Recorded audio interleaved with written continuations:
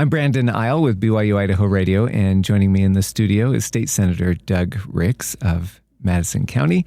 He is on the Local Government and Taxation Committee. He's actually the chair of that committee and on the Judiciary and Rules Committee. Doug, thanks for joining me. Yes, thank you, Brandon. I appreciate being here. Yeah, it's great to have you in here each year and to talk about the upcoming session and the things that you're anticipating. I wanted to start off with the big thing on the table, the balanced budget. The state is facing projections that we're in a deficit, but we still have to balance a budget by state law. How's that going to happen? Yeah, so yes, by state law, then all states are required to have a balanced budget, unlike the federal government, which they really need some help in that way. But Idaho will get it done. So Idaho has had at least 7 years or more of plenty of good, strong growth and income coming in. This is a little bit of a setback, but in all reality, every state is dealing with the same thing. Idaho's deficit is much smaller than most other states. But currently, the projection is that we're about 40.3 million, something like that, short through the end of our fiscal year, which is July 1st or June 30th, technically. But we'll make adjustments and we'll balance. And then looking forward to next year, it is going to be a little bit higher on the shortfall that we're going to have to kind of wrestle with and figure out how to cover some of those. Currently, the deficit, the $40 million, it seems like a lot of money, but statewide, in a $14 billion budget, it's not a very high percentage. You're talking maybe less than a percent or something like that. But we do have a projection of possibly $555 million shortfall for next year, and so we'll be tightening the belt in different areas. Yeah. Republican leaders have talked about maybe a 5% holdback, and Democrat leaders are saying that's a ton. That's too much. Is there room in the budget to hold back 5% where departments have already had to do some holdbacks? Yeah, I think so. I mean, nobody likes to trim back a little bit, but when you think of normal cycles with businesses and even, sometimes our personal income, we do have situations where we have to pull back a little bit. For a farmer, a 3 or 5% is not a great deal when you consider what they have to deal with in commodities and farm prices. Potato prices are really down right now, and grain and others. So a little bit of tightening the belt doesn't hurt anything. The thing that I look at, and we have done some tax cuts over the last several years, and we did a big one last year. The current projections at the time supported cutting the budget or cutting the taxes. But what that really means is more money is staying in people's pockets, in Idahoans' pockets.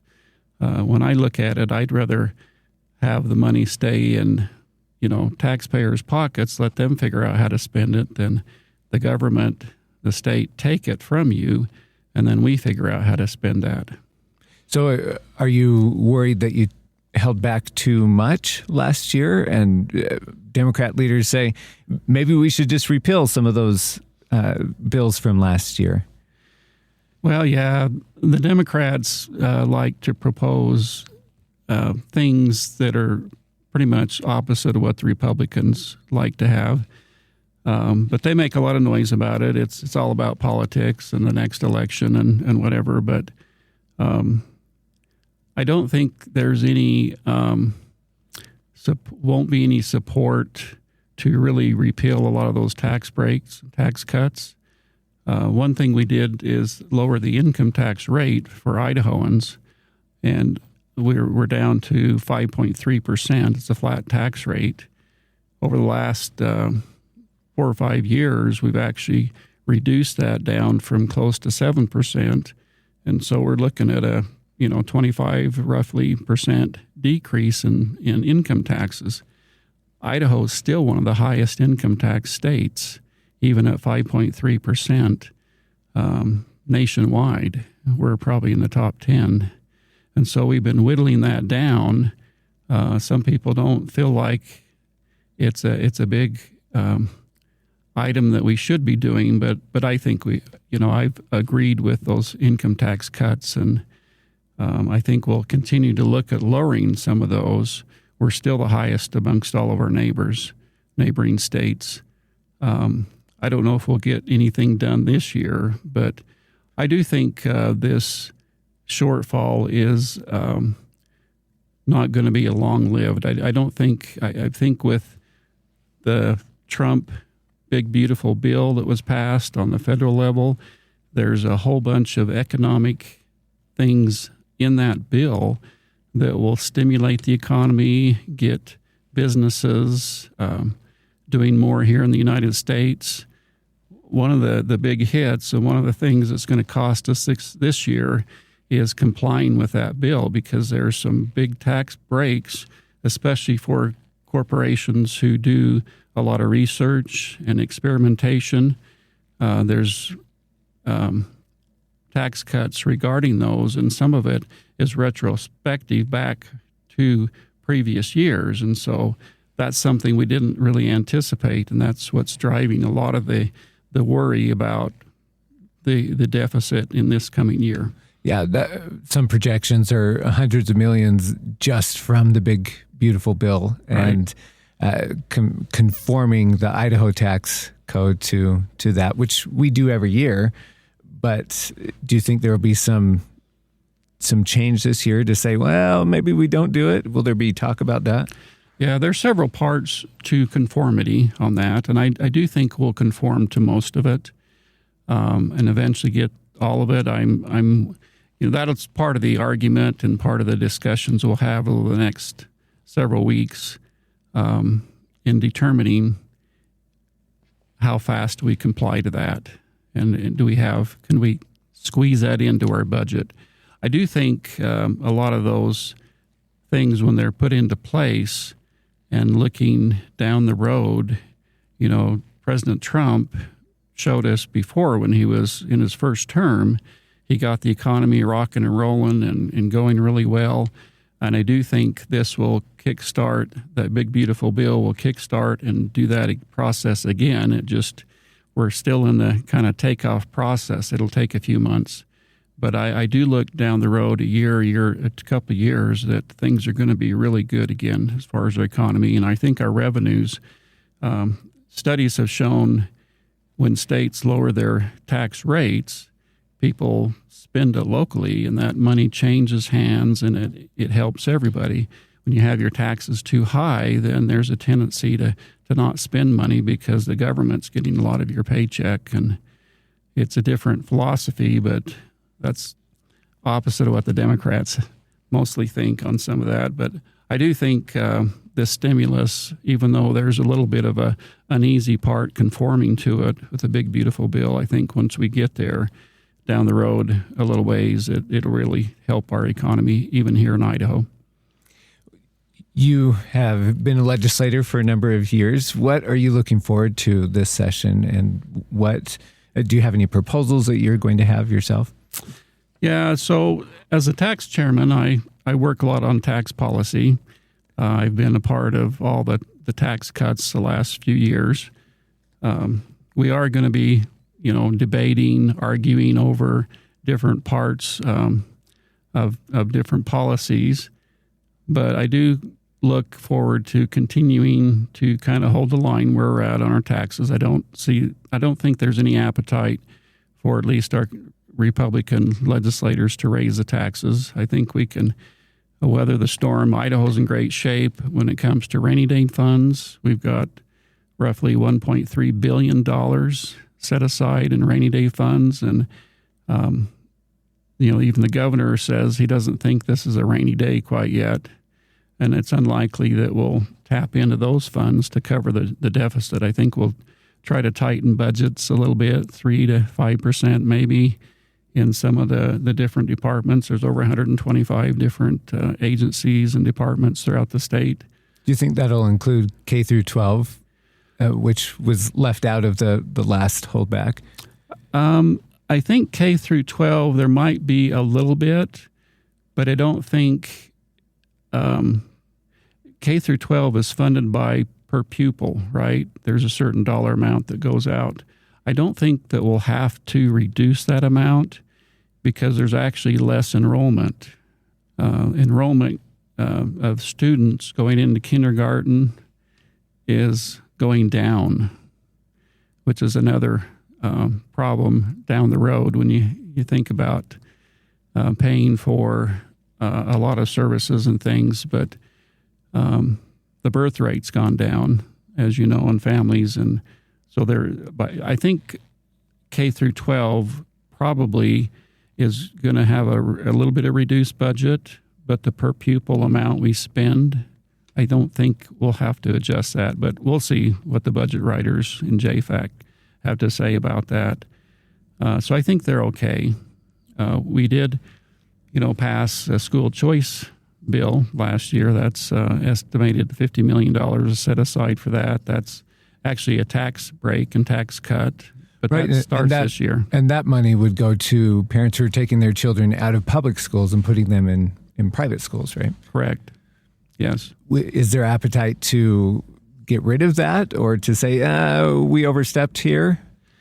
Well, certainly there is. There's some that don't like that concept, even on the Republican side of school choice and taking money away from the public schools. But in this instance, really, we didn't take any money. We fully funded public schools. We didn't use a dime of money that come out of their budget. But this is actually a tax cut. So if you put your kids in private school and ask for the reimbursement through the school choice option, then you can get up to $5,000 reduction on your taxes, and it's refundable. So, you can get that money back. But one thing about that enrollment date, we're talking $50 million, but roughly it's designed to maybe support somewhere between 8,000 to 10,000 students statewide. There's over 300,000, 320, 30, something like that in public schools. So it's a very small amount compared to the public schools. But the enrollment date or the availability to sign up for school choice starts January 15th. Mm. And one thing about it is it's going to be a first come, first serve. So if there are parents who are wanting to go that route with a private and try to get some benefits from that, on January 15th at 12:01 a.m., you better be logging on to the state. It's actually through the tax commission that's facilitating this, but you better be there logging in and signing up at 12:01 a.m. January 15th. Otherwise, you might be squeezed out. Jump on that quick. Huh? I think there's going to be more demand than we have money available. Are you worried that demand will push legislators to increase the amount available from $50 million to who knows what? It could do. It has in a lot of different states. I don't think there will be this year, but I think there could be next year on an increase. But this is the first time we're doing it. We want to kind of get a little bit of experience under our belts and see what happens this year. And then we'll look at it probably more next year on what we do if we decide to expand it. But what it does mean is it gives more choice for parents and for students. And it really matches. There is a demand out there for it. It's hard to force everybody to stick to one type things like shopping. You want to force everybody to go to Albertsons or certain grocery store or certain gas station or buy a certain car brand. This provides a little more choice, more options that fits. Public schools still have the advantage in every way, when it comes to the services, the different offerings that they have. They have, great teachers. Teachers are certified. They get state retirement benefits, insurance. Kids have options of sports, band, the different clubs. There's a whole bunch that goes along with public schools, but not everybody fits in that box 100%. And what this school choice option is it provides an outlet for kids that may be getting bullied or not learning quite well in that environment. But it fits the need, the demand that parents want and school kids want too. What other issues are on your mind and you hope to tackle this session? Well, there's been some issues with Medicaid. Medicaid spending throughout the state has gotten really high. There's over 80,000 Idahoans on the Medicaid expansion area. Medicaid, I don't think there's any intent to pull back the original Medicaid for those who are disabled and who really need it. But the expansion group, there's been concern that that's been ballooning over the last few years, and it's unsustainable on the growth pattern. And so we're looking at that because that Medicaid is probably the second, or at least health and welfare. You take all the services, it's growing faster than any other part of our budget. And so we've got to get a handle on some of that. So we are looking at trying to figure out ways to deal with the expansion group. And right, and expansion, that was passed by voters. That was on the general ballot, and voters over 60% said, yes, we want expansion. So yes. Is the legislature overstepping if you take that away? Well, that's quite a debatable question there, but I don't think so. I mean, we have to be responsible and reasonable. At some point in time, if you have too many people or more people that are getting the benefit than paying into it, then you're upside down and have problems with that. We're not at that point, but there is enough expansion and growth in that area that it's a real concern. We do want to make sure that there's a lot of folks that in that category, if they're able-bodied people, and most of these we're talking probably 20s to 30s, 40s in that area. If they're able-bodied, they should be out working and not at home getting the benefit and not having to work. And so we have requested a waiver, and I think we've gotten approved for that at the state to have a work requirement, and there's some other conditions too, but that'll be scrutinized and looked at. So that'll actually be part of the big discussions happening this session. Yeah. Anything else on your mind? Is the session starts on Monday? Yeah, session starts on Monday. In fact, I'm getting ready to head over there around noon today. But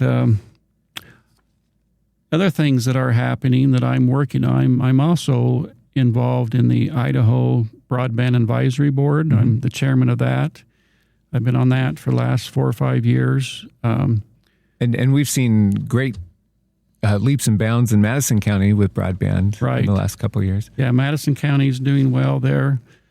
But we've got around $500 million that is coming from the federal BEAD program into Idaho.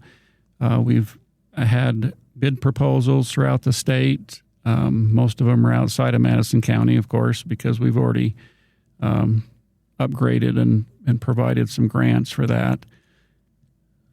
But there's some real benefit to the state in a lot of areas where they're underserved or not served at all. And so we're looking at increasing the broadband access to people throughout the state of Idaho, which will be a big benefit. But that's one that's ongoing year-round, and we meet, and we're, federal government takes a lot of work to deal with. There's a lot of things that you got to do, but we're right in the middle of that. We've been approved, and we're hoping to start funding some of those projects later this summer. Idaho's still, got a strong economy. I've seen several different groups out there do scoring and matrices about comparing Idaho with different other states. And Idaho always comes in within the top 5 or top 10 in the ranking. Idaho's tax burden, when you look at it as an overall basis, we're one of the lowest in the nations. We just have really good, strong economic outlook in Idaho. We have a AAA rating. Not all states have that. Utah, I think, is a AA, but Idaho's got the highest rating you can get when it comes to making, getting funding, borrowing money, and paying it back. Idaho actually has the lowest tax, the lowest burden when you figure out all the people in the states and how much debt the state has, compared to how many people. Idaho is around $4,000 per person. We're the lowest in the nation when it comes to the debt to population ratio. But I do think we're in really good shape. I think, it's not unusual to have 7 years of plenty or more and have a downturn a year or two. But I think it's only a temporary thing, I'm hoping, and that things will get going very good. But we do like, I like Idaho. A lot of people are still moving here. Some of the other matrices shows that every 26 minutes there's a new taxpayer coming to Idaho, and we're the 5th fastest growing that way. Other states like Florida and Texas and Tennessee are are ahead of us, but we're in good company with that. Less than every minute there's somebody fleeing California. A lot of them coming here into other conservative states. Well, it sounds like you're pretty optimistic. I am. I think there's still a lot of good things to happen. We'll get through this. When there's not extra money, it usually means for a faster session. You spend all the money, you figure that out, and you go home. If there's not anything else to spend on. Yeah. Well, State Senator Doug Ricks, thank you so much for joining me today. You bet. Thank you.